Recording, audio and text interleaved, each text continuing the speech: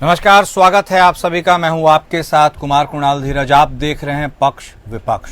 आज हम बातचीत करेंगे उत्तराखंड के होम स्टे योजना की, और क्या यह योजना विकास की नई बयार को लेकर आएगा, यह सबसे बड़ा सवाल है।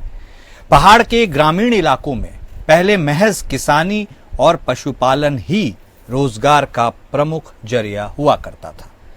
चंद वर्षों से पर्यटन विकास की योजनाओं ने रोजगार के तौर तरीकों को नई दिशा दी है।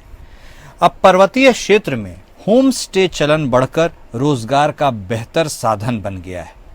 ये होम स्टे न केवल रोजगार दे रहे हैं, बल्कि गांवों से पलायन थामने में भी मददगार साबित हो रहे हैं। साथ ही यहाँ टिकने वाले देसी विदेशी पर्यटक पहाड़ की संस्कृति और सभ्यता से रूबरू हो रहे हैं।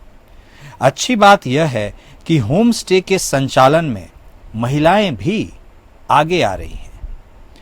पर्यटन विभाग के पास इस समय 5,331 होम स्टे पंजीकृत है, जो ज्यादातर ग्रामीण क्षेत्र में महिलाओं द्वारा संचालित किए जा रहे हैं। सरकार पंडित दीनदयाल उपाध्याय होम स्टे योजना के तहत होम स्टे की लागत पर मैदानी क्षेत्र में 25% और पहाड़ी क्षेत्र में 33% तक सब्सिडी प्रदान करती है। मथोली गांव ग्रामीण पर्यटन के साथ ही महिला सशक्तिकरण का भी उदाहरण है। अगर गांव का कोई परिवार होम स्टे संचालन के लिए आगे आता है तो उन्हें पर्यटन विभाग की सभी योजनाओं का लाभ दिया जाएगा। उत्तराखंड के निर्जन गांवों को फिर से जीवंत बनाने के लिए सरकार ने पायलट प्रोजेक्ट के तहत पहले चरण में कुछ गांवों को गोद लेने की योजना बनाई है। इन गांवों को होम स्टे कम होटल के रूप में विकसित किया जाएगा। गांव में पारंपरिक पहाड़ी शैली के भवनों का जीर्णोद्धार किया जाएगा, जबकि आंतरिक रूप से आधुनिक सुविधाएं होंगी। पलायन के कारण अब तक राज्य के 1,726 गांव निर्जन हो चुके हैं। इस योजना का मुख्य उद्देश्य पर्यटन को बढ़ावा देना और रोजगार को लेकर गांवों में रौनक को बढ़ाने का भी है।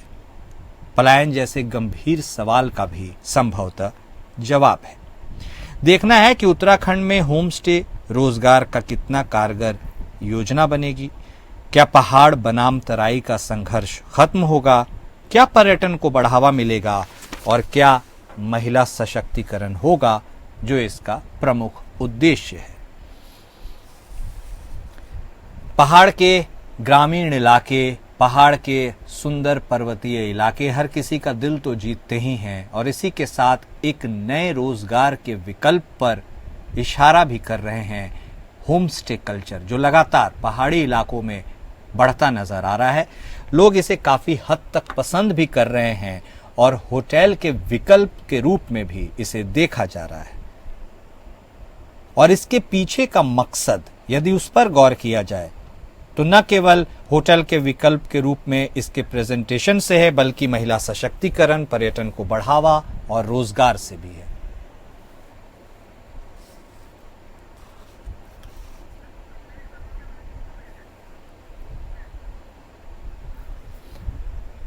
और होम स्टे के इस बढ़ते प्रवृत्ति और इस कल्चर से क्या उत्तराखंड के जो बेरोजगार हैं, क्या वहां से पलायन करने को जो मजबूर हैं, उन्हें सीधा फायदा मिलेगा?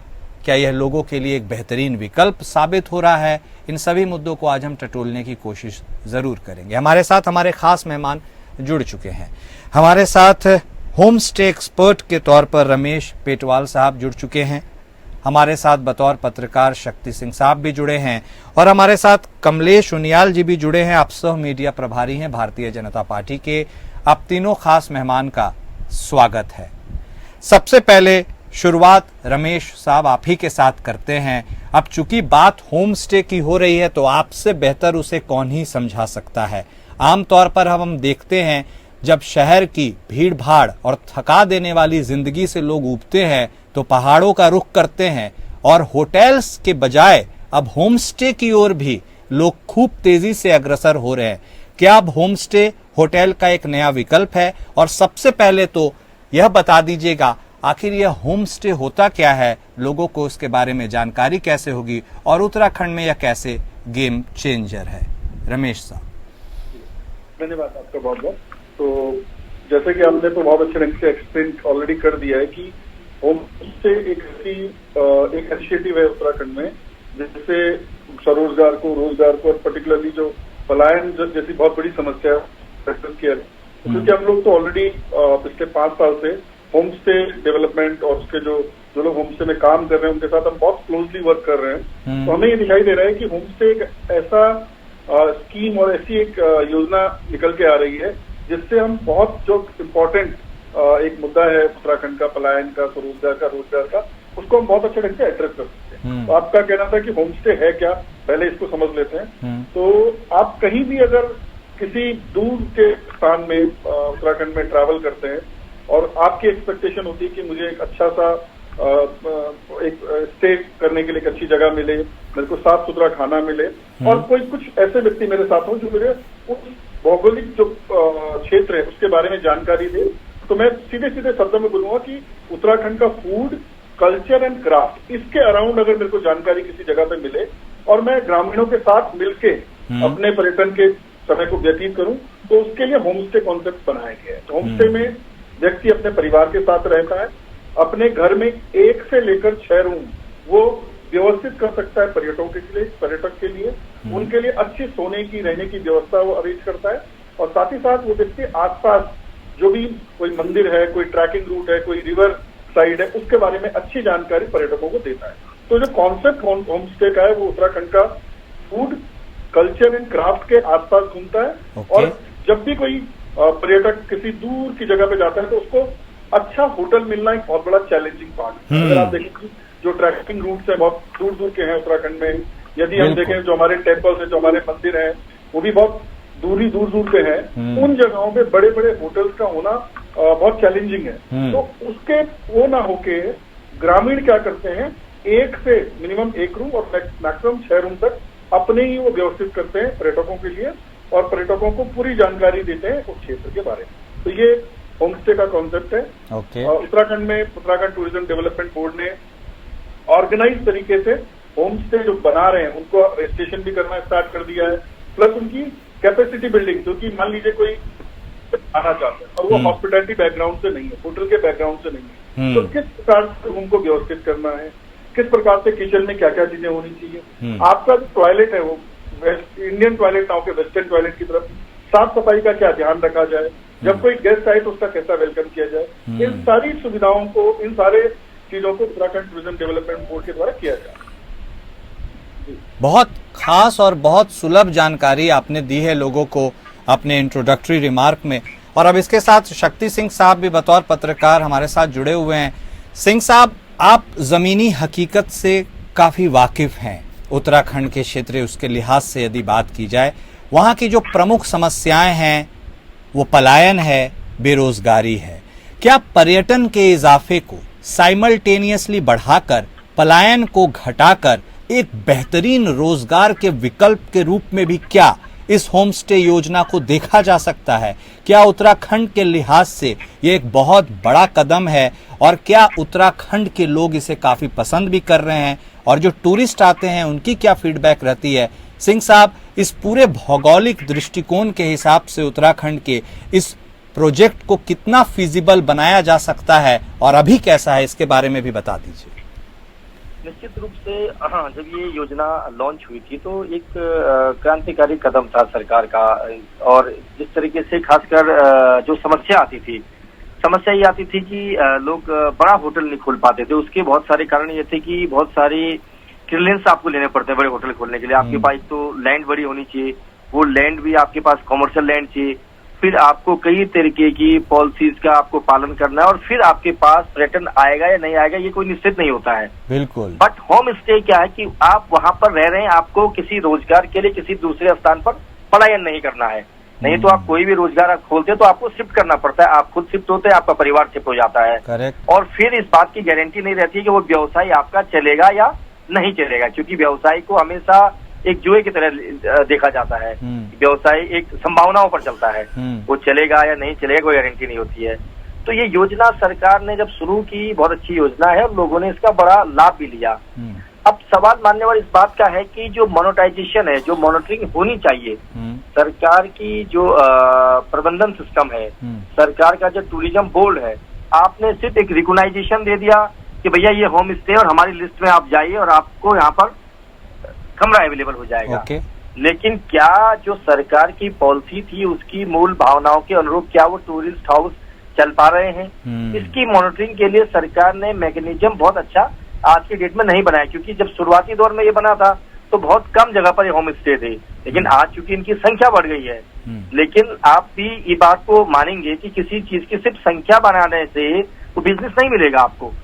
आपकी क्वालिटी को भी आपको मेंटेन करना पड़ेगा। बिल्कुल, आपको अपने रेट को भी मेंटेन रखना पड़ेगा, ताकि जो कस्टमर आप तक पहुंच रहा है, यानी कि होम स्टे तक जो बेसिक टूरिस्ट था वो पहुंचता था, जिसको हम ये मान के चलते थे सरकार की आदमी घूमना तो चाहता है, लेकिन वो बड़े होटलों में इसलिए नहीं जाता कि उसको लगता है कि वहां जाऊंगा तो कमरा 5,000 रुपए का होगा, फिर जीएसटी उसको लग जाएगा, तमाम तरीके के खर्चे उसको उठाने पड़ेंगे। लेकिन होम स्टे की तरफ इसलिए लगेगा जो छोटा पर्यटक है, जो अपनी पॉकेट मनी को देखकर पर्यटन करना चाहता है, उसके लिए इस योजना को लाया गया था। तो लोगों को इस योजना का डायरेक्ट बेनिफिट होना था। एक तो जो पर्यटक आ रहा है उसको बेनिफिट मिलना था, और एक जो इस योजना का लाभ ले रहा है उसको बेनिफिट इसका मिलना, जिसका बेनिफिट उसको मिल रहा है। इसमें कोई दो राय नहीं कि सरकार की तरफ से सब्सिडी भी बहुत अच्छी है, लोगों ने इसमें बहुत अच्छा डेवलपमेंट भी किया है। तो सरकार को हमारा ये सुझाव है कि सरकार को एक ऐसा अपना मोनेटाइजेशन सिस्टम बनाना चाहिए कि जो बेस्ट होम स्टे चल रहे हैं उन्हें सरकार जनरेट करे, दोबारा से उनको कोई सब्सिडी दे, ताकि वो अपने बिजनेस को और प्रमोट करे और उनको देखकर और लोगों के मन में भी ये विश्वास लगे कि सिर्फ एक बार का मौका नहीं है पैसे लेकर सरकार से। अगर हम अच्छा व्यवसाय चलाते हैं तो सरकार की नजर में हमें रिकॉग्नाइजेशन मिल रही है। तो उन्हें अगर रिकॉग्नाइजेशन गवर्नमेंट देती है, गवर्नमेंट ये कह सकती है कि भाई जो सब्सिडी का आपका पार्ट था 80% पार्ट हम आपको दे रहे हैं, आपको 20% पार्ट हम तब देंगे जब आप इसका क्रियान्वयन बहुत अच्छे तरीके से 2 साल या 3 साल तक कर देंगे। ठीक कह रहे हैं आप, और ये बहुत इंपॉर्टेंट फैक्टर। हाँ बोलिए। उससे क्या होगा मान्यवर, उससे ये होगा कि एक तो जो पर्यटक आ रहा है, देखिए हमारी उद्देश्य सिर्फ ये नहीं होना चाहिए कि हम सिर्फ व्यवसाय करें। जो आ रहा है अतिथि देवो भव, इसलिए कहा गया है जो अतिथि है वो भगवान के समान है, तो उसके साथ क्या उस होम स्टे का व्यवहार उस लेवल तक जा रहा है, इसकी भी मॉनिटरिंग होनी चाहिए। बिल्कुल बिल्कुल सही, और आपने इशारा किया है। और ये सारे जो बेसिस हैं या फंडामेंटल हैं, इनके अलावा इम्प्लीमेंटेशन, क्रियान्वयन जिस ओर आप बात कर रहे हैं उसको भी कितना बेहतर बनाया जाए, इसके ऊपर भी नजर रहनी चाहिए। लगातार हम बात कर रहे हैं उत्तराखंड के होम स्टे योजना की, और क्या यह विकास की नए बयार लेकर आएगा, उस ओर हमारे खास मेहमान हमारे साथ बने हुए हैं। रुख रमेश जी आपका करते हैं। आमतौर पर हमारे भारतवर्ष में हम यह देखते हैं कि सेल्स के पीछे, मैं एक अलग बात बता रहा हूं, लोग ज्यादा फोकस करते हैं और सर्विस में थोड़े पीछे रह जाते हैं। लोगों की शिकायत भी रहती है, देखिए भाई जब गाड़ी खरीदने जाते हैं तो इतने अच्छे से हमें गाड़ी दिखाया जाता है, सर्विसिंग के टाइम में हमें परेशानी होती है। इसी को यदि हम इस लिहाज से होम स्टे के भी देखें, जिस ओर शक्ति सिंह साहब इशारा कर रहे थे कि भाई आप देखिए सरकार तो बहुत अच्छी आपके लिए प्रोजेक्ट ले आई है, लेकिन उसके इम्प्लीमेंटेशन में, उसके क्रियान्वयन में क्या वो सारी चीजें कमी है? क्या वो अतिथि देवो भवो वाला फील और फैक्टर वहां पहुंचने वाले पर्यटक को मिलता है, या उसमें गुंजाइश अभी और भी बाकी है? आप इस कॉन्सेप्ट के लिहाज से भी हमारे दर्शकों को थोड़ा बताइए कि आखिर ऐसा है क्या। तो मैं इसको 2 भाग में आपको बताना चाहूंगा। पहला तो यह है कि जो उत्तराखंड गवर्नमेंट की स्कीम है, Pandit Deendayal Upadhyay home stay scheme, उसकी इतनी ज्यादा ब्रॉडकास्टिंग हो गई है कि उसके बहुत सारे बेनिफिशरी आज आपको उत्तराखंड के इंटीरियर, मतलब पिथौरागढ़ के दारमा वैली में भी आपको दिख जाएंगे, आपको उत्तरकाशी में जो दयारा विद्यालय उधर जो हमारे गांव हैं उधर भी दिख जाएंगे। तो इस स्कीम का पहला जो पड़ाव है कि भाई आप या तो खुद अपने आगे यदि आप सक्षम हैं तो अपने आप एक होम स्टे आप बना लीजिए, और आप गवर्नमेंट की स्कीम का नहीं फायदा लेना चाहते क्योंकि आपके पास फाइनेंशियल कैपेबिलिटी है। ठीक। दूसरा, यदि आप Uttarakhand government subsidy based programme में जाना चाहते हैं तो वो आप उत्तराखंड जो टूरिज्म डिपार्टमेंट के जो डिस्ट्रिक्ट लेवल है उसके माध्यम से आप वो सब्सिडी प्राप्त कर सकते हैं। अब ये एस्टैब्लिशमेंट हो गया, 6 रूम का या 2 रूम का 4 रूम का आपने होम स्टे बना दिया। अब सबसे बड़ा क्वेश्चन आता है जो शक्ति जी ने भी कहा, इम्प्लीमेंटेशन, यानी कि क्या आप अपने रूम को सेल कर पा रहे हैं, क्या आप अपने होम स्टे की ब्रॉडकास्टिंग कर पा रहे हैं, क्या आप उस प्रकार की services in terms of like room की फैसिलिटी, रूम आपने नीट एंड क्लीन रखा है, आप जब बेडिंग बनाते हो तो आपको बेडिंग बनाना आता है आपका। तो इन सब चीजों के लिए उत्तराखंड गवर्नमेंट ने एक बहुत अच्छा इनिशिएटिव लिया है जिसे हम कैपेसिटी बिल्डिंग कहते हैं। और वो धीरे धीरे हो रहा है। हाँ। अभी 1 महीना पहले दारमा वैली से 35 होम स्टे का एक ट्रेनिंग प्रोग्राम हुआ 6 दिन का चौकड़ी में, पिथौरागढ़। और उस 6 दिन के ट्रेनिंग प्रोग्राम में देखिए कितना सुंदर ट्रेनिंग प्रोग्राम बनाया गया। सबसे पहला उसका टॉपिक था कि स्वरोजगार कैसे किया जाता है। तो उसके लिए आप फाइनेंशियल लिंकेज कहां से प्राप्त करें, आपको अगर स्वरोजगार करना है तो आपको मार्केटिंग लिंकेज कैसे कैसे बनाएं। और आजकल दौर है सोशल मीडिया का जी। एक पार्ट उसमें था डिजिटल मार्केटिंग। आप अपने होम स्टे की डिजिटल प्रोफाइल बनाए। डिजिटल प्रोफाइल का मतलब मेरा होम स्टे यदि दारमा वैली में है, मैं आदि कैलाश से कितना दूर हूँ, मैं दूसरी इस रिवर से कितना दूर हूँ, और मेरा होम स्टे कैसे दिखता है। उस छोटे से डिजिटल प्रोफाइल को आप सोशल मीडिया में अपलोड करिए और देखिए दुनिया जहान के लोग आपके होम स्टे को देखेंगे और डायरेक्ट आपसे कांटेक्ट करेंगे। तो कैपेसिटी बिल्डिंग का जो प्रोग्राम है वो उत्तराखंड गवर्नमेंट ने ऑलरेडी स्टार्ट कर दिया है और इसको बहुत सिस्टमैटिक तरीके से किया जा रहा है। इसकी जरूरत क्यों है? तो अगर आप और माइक्रो लेवल पे जाना चाहेंगे, आप सोचिए ये होम स्टे कौन खोल रहा है। तो मैं आपको बताना चाहूंगा कि सबसे पहले जो ट्रेनिंग प्रोग्राम 2021 में हुआ वो क्यों हुआ कि कोविड के दौरान सारे के सारे दुनिया में लगा कि होटल और रिजॉर्ट तो कभी खुलेंगे नहीं, सारे बंद हो गए। और उत्तराखंड का एक ऐसा प्रोफाइल रहा है कि उत्तराखंड के मैक्सिमम यूथ पूरे वर्ल्ड में होटल इंडस्ट्री में अपना नाम कमाए हुए हैं। तो सारे के सारे अपने गांव में शहरों में वापस आ गए कोविड के दौरान।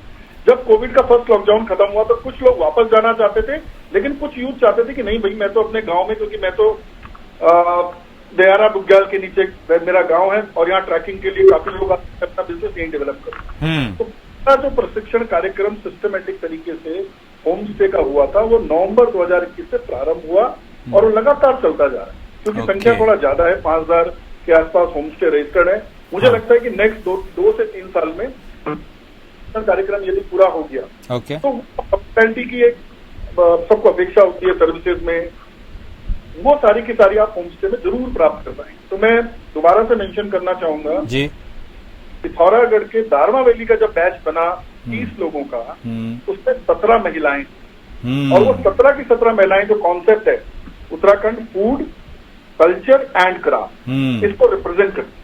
ओके। तो इवन मैं आपके दर्शकों को बोलना चाहूंगा कि कभी भी अगर आप, अब आदि कैलाश तो बहुत फेमस हो गया है, एरिया में कभी भी जाना चाहें तो जरूर से जरूर दातू एंड दुक्तू 2 विलेज हैं, उनके गांव में जाके होम स्टे में रुकिए और तब देखिए कि एक महिला किस तरीके से आपको वेलकम करेगी, प्लस आपका पूरा ध्यान रखेगी, पूरी जानकारी देगी उस क्षेत्र के बारे में। तो ये प्रोग्राम सरकार के द्वारा चलाए जा रहे हैं, ऐसा नहीं है नहीं चलाए जा रहे हैं। आई थिंक थोड़ा और स्पीड बढ़ाने की आवश्यकता है। ओके, नहीं बहुत इंपॉर्टेंट पॉइंट आपने हाईलाइट भी किया और इसी को थोड़ा कैरी फॉरवर्ड करते हैं। शक्ति सिंह साहब जिस ओर इशारा कर रहे थे रमेश जी, महिलाओं की भागीदारी की, मेरे 2 सवाल हैं आपसे, उनके बारे में जरूर संक्षिप्त टिप्पणी कर दीजिएगा सिंह साहब। एक तो जो रजिस्टर्ड होम स्टेज हैं जो बता रहे थे रमेश जी 5000 से ज्यादा तकरीबन उनकी संख्या है, ये रजिस्टर्ड वर्सेस नॉन रजिस्टर्ड में भी कुछ फर्क है क्या? क्या ऐसे नॉन रजिस्टर्ड भी चलते हैं और क्या वहां पर्यटक जाते हैं, उनको क्या उतनी स्क्रूटिनी मिलती है या उसका एक ब्यौरा थोड़ा खाका बता दीजिएगा। और दूसरा यह भी बताइएगा जो मूल उद्देश्य यह भी था कि महिलाएं सशक्त बने, महिला सशक्तिकरण जिस ओर इशारा कर भी रहे थे रमेश जी, क्या महिला सशक्तिकरण के लिहाज से जो पैरामीटर्स सेट किए गए थे उस पैरामीटर्स पर ये होम स्टे योजना खरी उतर रही है? सिंह साहब। निश्चित रूप से जिस तरीके से इन्होंने अभी बताया, जो आपने कहा कि रजिस्टर्ड और अनरजिस्टर्ड, देखिए बहुत बेसिक अंतर इसमें, रजिस्टर्ड वही होम स्टे रजिस्टर्ड है जो गवर्नमेंट सब्सिडी का फायदा ले रहे हैं। तो वो ऑटोमेटिक रजिस्टर, यानी कि इस समय 5000 के आसपास होम स्टे पूरे प्रदेश में चल रहे हैं जो सरकार की योजना का लाभ ले रहे हैं। और जो अनरजिस्टर्ड है वो है जो अपने तरीके से होम स्टे, वो किसी भी तरीके से राज्य सरकार या केंद्र सरकार से कोई वित्तीय सहायता नहीं ले रहे हैं। अच्छा। लेकिन वो होम स्टे चल रहे हैं। सवाल इस बात का है कि जैसे इन्होंने बताया ट्रेनिंग प्रोग्राम ये सब होने चाहिए। मेरा कहने का मतलब ये था कि अगर 5000 भी हम मान लें रजिस्टर्ड है तो सरकार की वित्तीय पोषित योजना का लाभ ले रहे हैं, क्यों ना जब एक आप ये मानिए कि जब एक ओयो सर्विस देने वाले, रूम प्रोवाइड करने वाले, जिसके पास अपना एक भी होटल और पूरे देश के होटल को एक क्लिक पर बेच दे रहा हो, तो क्या सरकार इन 5000 होम स्टे को एक प्लेटफॉर्म पर नहीं ला सकती है? क्या सरकार इनके लिए सिंगल विंडो रेट सिस्टम एक कर दे, कैटेगरी दे दे, स्टार, जो होटल में तो स्टार कैटेगरी चलती है वही सिस्टम है कि आपका 1 स्टार 2 स्टार, तो होम स्टे को भी एक स्टार कैटेगरी दे दी जाए, 1 स्टार 2 स्टार 4 स्टार 5 स्टार। उसमें गवर्नमेंट क्या करे कि जो उनके प्लेटफॉर्म पर बिजनेस लेना चाहता है, मेरी इच्छा है कि मैं गवर्नमेंट के थ्रू अगर बिजनेस लेना चाहता हूं तो गवर्नमेंट अपना एक ऐप जनरेट करे ओयो के तर्ज पर, और वहाँ एबिलिटी देखी जाए भाई अगर आपको मुझे आप दयारा बुग्याल जाना, दयारा बुग्याल में 5 होम स्टे हैं, इन 5 होम स्टे में एक का कमरा 1000 रुपए का, एक का 1500 का, एक का 2000 है। सरकार की साइड की सरकार की इनकम भी होगी, सरकार उनसे 1% ले भी ले पैसा। ये बहुत अच्छा सजेशन दिया है आपने सिंह साहब, प्लीज कंटिन्यू। बेनिफिट मिलेगा मान्यवर उनको, एक तो कंटिन्यूटी में बिजनेस मिलेगा।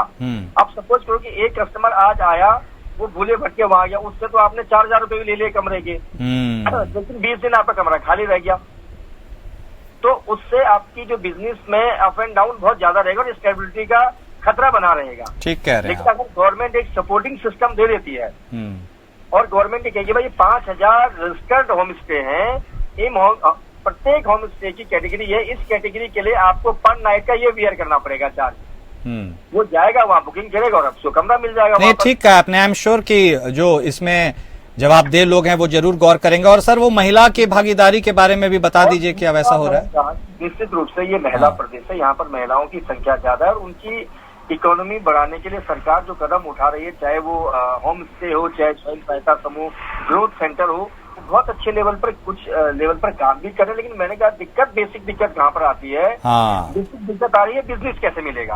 भाई आपने होम स्टे तो बहुत अच्छा बना दिया, आपकी सर्विसेज भी अच्छी हो गई, लेकिन वहां तक क्लाइंट कैसे पहुंचे, इसमें तो वो स्किल्ड है नहीं, उसे तो पता नहीं कौन सा कस्टमर उस तक पहुंचेगा।